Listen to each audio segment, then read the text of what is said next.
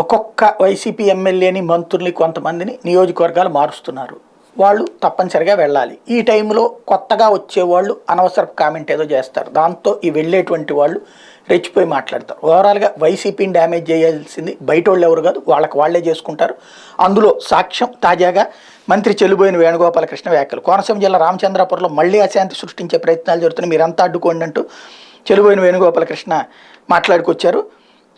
నేను మీ విధేయుడిని చంపుతానని కత్తి పట్టుకుని నిలబడ్డా, తలవంచి మీ ముందు నిలబడగల ధైర్యం సమర్థత నాకుందంటూ ఆయనకి చెప్పానంటూ అక్కడ పాయింట్ గురించి మాట్లాడుకొచ్చారు. ఒకప్పుడు రామచంద్రాపురం నియోజకవర్గంలో నెలకొన్న అశాంతిని తన హయాంలో రూపమప్పగలిగానన్నారు. అంటే ఈయన ఏమన్నా మరి తుపాకులను కత్తులు బుచ్చుకుని ఏమన్నా తిరుగుతూ ఉండేవాడేమో తెలియదు.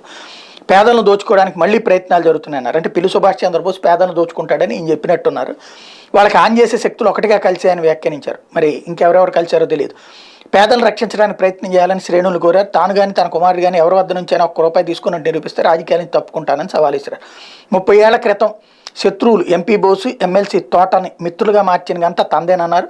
సెట్టిబల్జలకు బోస్ ఒక ఐకాన్ అని, అటువంటి పెద్ద ఆయన 100 మాటలన్నా తాను ఏనాడు విమర్శించలేదన్నారు. టికెట్ విషయంలో జగన్ చెప్పకముందే బోస్ అడిగి ఉంటే ఆయన కాళ్ళు గడిగి ఆ నీళ్లు తల మీద చల్లుకుని అప్పగించేవాడిని అని చెప్పారు. అలా కాకుండా తను ఒక దొంగగా చిత్రీకరించడం బాధించిందని ఆవేదన వ్యక్తం చేశారు. 2019లో తనకు చిరునామా లేదన్నారని, కానీ ప్రజలు ఇచ్చారని, తన ఆధార్లో చిరునామా ఇల్లు రామచంద్రాపురంలోనే ఉన్నాయని చెప్పారు. తన ఎదుగుదలకు దోహదపడిన బోసు, తోట త్రిమూర్తులు ప్రజల తరపున ధన్యవాదాలు. ఓవరాల్గా పోతా పొగబెట్టిపోయారనమాట ఆయన.